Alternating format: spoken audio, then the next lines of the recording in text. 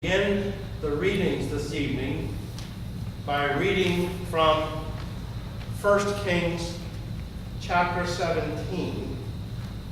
This is the story of Elijah, who is on the run. He is hiding, and he's told to go in to visit a widow woman who will provide him for bread. So I want to read this story because that sets the context. This is the story that all the people who would hear Jesus would have in mind, okay? So this is the story they know.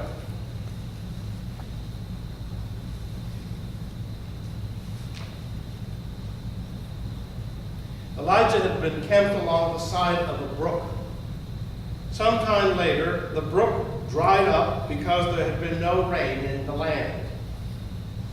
Then the word of the Lord came to him, "Go at once to Zarephath of Sidon and stay there. I have commanded a widow in that place to supply you with food." So he went to Zarephath. When he came to the town gate, a widow was there gathering sticks. He called to her and asked, "Would you bring me a little water in a jar so I may have a drink?" As she was going to get it, he called, "And bring me, please, a piece of bread." "Surely, as the Lord your God lives," she replied, "I don't have any bread, only a handful of flour in a jar and a little oil in a jug. I'm gathering a few sticks to take home and make a meal for myself and my son, that we may eat it and die." Elijah said to her, "Don't be afraid. Go home and do as you have said. But first, make a small cake of bread for me from what you have and bring it to me. And then make something for yourself and your son. This is what the Lord, the God of Israel, says. The jar of flour will not be used up, the jug of oil will not run dry till the day the Lord gives rain on the land." So she went away and did as Elijah had told her. So there was food every day for Elijah and the woman and her family. For the jar of flour was not used up, and the jug of oil did not dry, keeping with the word of the Lord spoken to Elijah. So that's the story that everybody listening to Jesus would know. Now, I read to you from the Gospel of Thomas. This is it is 97.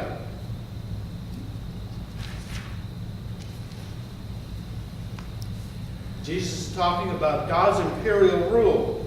The Father's imperial rule is like a woman who was carrying a jar full of meal.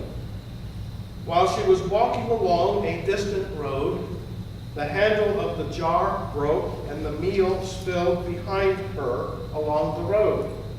She didn't know it. She hadn't noticed the problem. When she reached her house, she put the jar down and discovered that it was empty.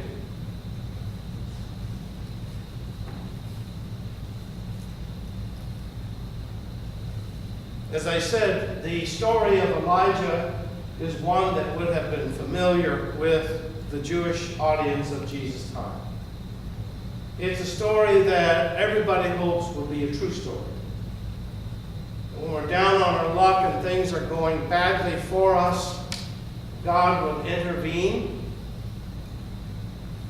and we would be fed or housed or clothed or whatever. It's a miracle story in a way. It's a story of God breaking into human history and providing. There are a lot of folks who still believe, and not without bad reason, that this is the case. God's going to save us. And very often I will hear someone who's dying say, I'm praying to God that he'll cure me of my stage 4 cancer or whatever. And it was not for me to dispute that or question that, but to affirm their faith. But that's the kind of faith that this story of Elijah provides for us. So now we come to this parable in Thomas. Now here's the problem with the Gospel of Thomas, and that is it was not discovered until 1945. The story of Elijah had already been adopted into the Jewish canon by the time Jesus was around. Everybody knew that story. We didn't know about Thomas until 1945. So there hasn't been a whole lot of time, believe it or not, to do the research you might do, but we're working on it. Why do we know it's a Jesus parable? What are the characteristics of this parable that would lead us to believe it is authentic for Jesus? Well, for one thing, as we saw in the parable of the leaven and in the mustard seed, Jesus takes the improbable and makes it a metaphor for the kingdom of God. Remember the story of the leaven. A woman takes corruption, hides it in the dough, and makes 50 loaves of bread. In the mustard seed, a gardener carelessly throws mustard seeds into the garden. And remember, a mustard plant in those days was a weed. And this plant becomes not the great cedar of Lebanon, but a household gardener's problem, a weed. You have to pull it out.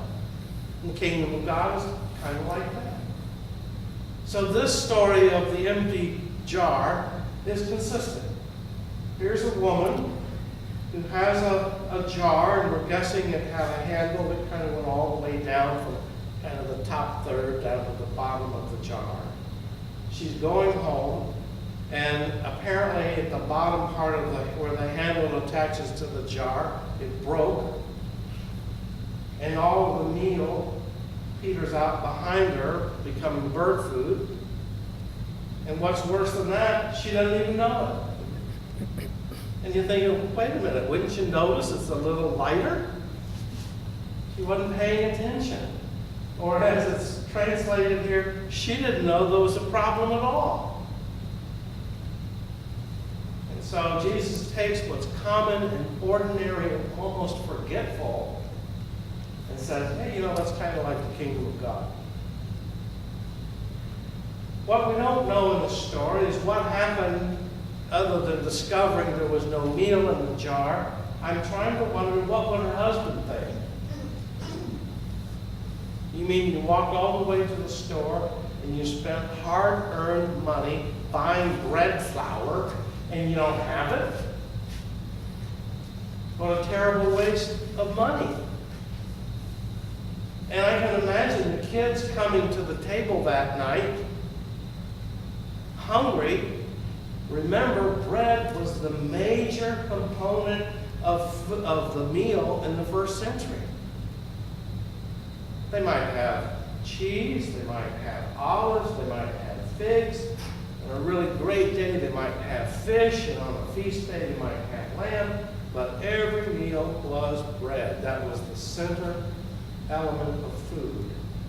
And I bet it was fun that night trying to explain to the children why there's so little food on the table.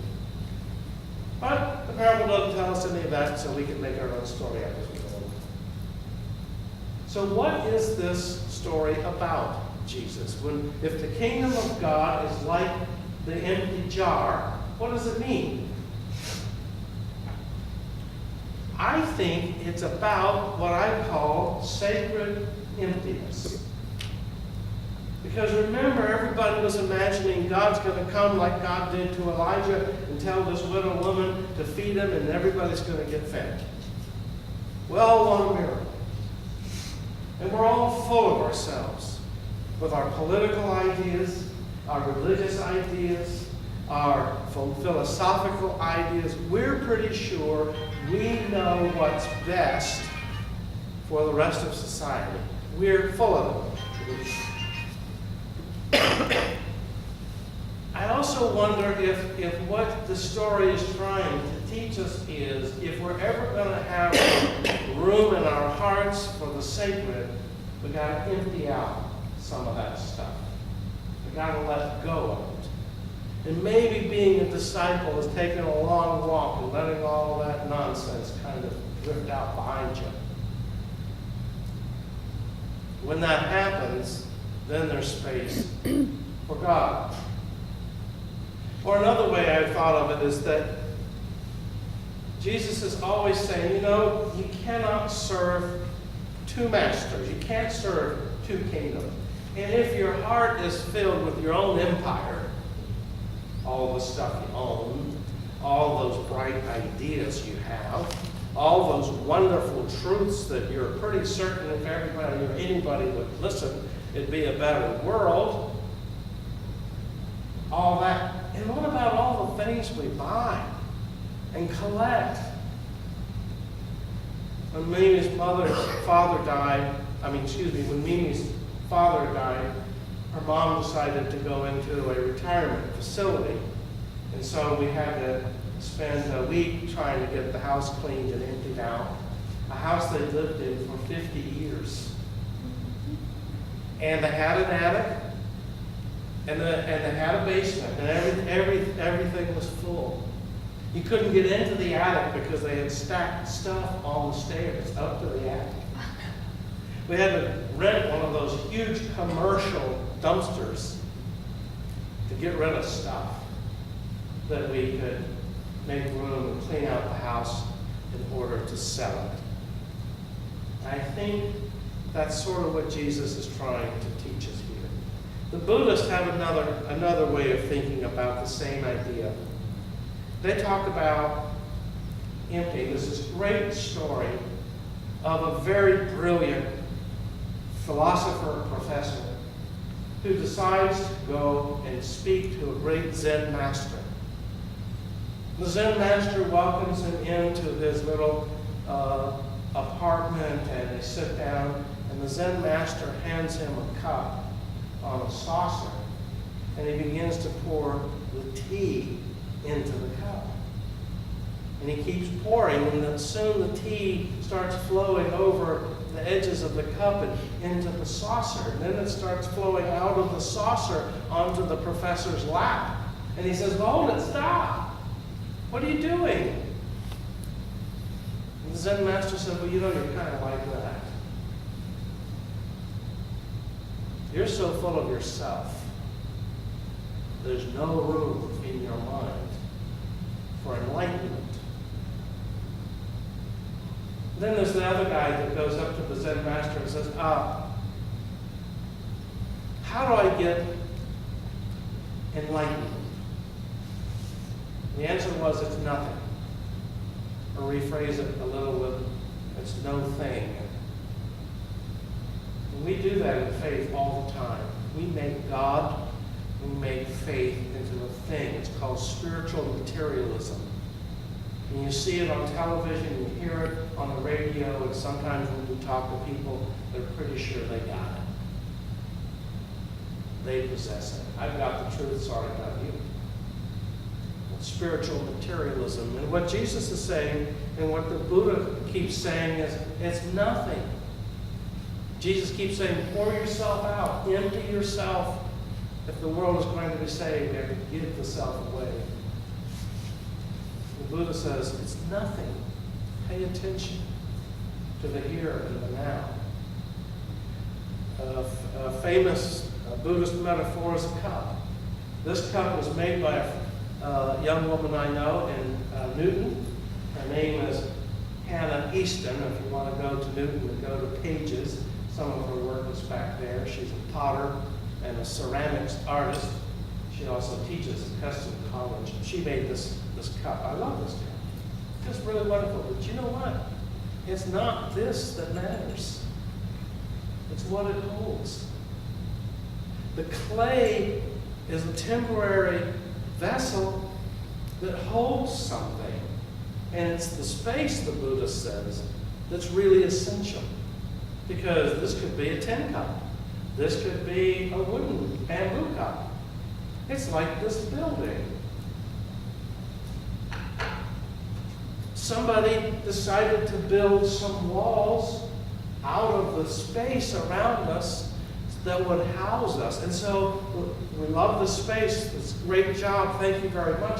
But it's the emptiness inside that's important. Because that's where people gather. That's where food is shared. That's where truth is restored. And so the whole concept is, I think, in this parable, we have to empty ourselves. We have to make space for that which is good, for that which is true, for that which is life-giving. We have to create space by emptying ourselves in order that something sacred can be created within us. That's my take on the parable of the empty jar.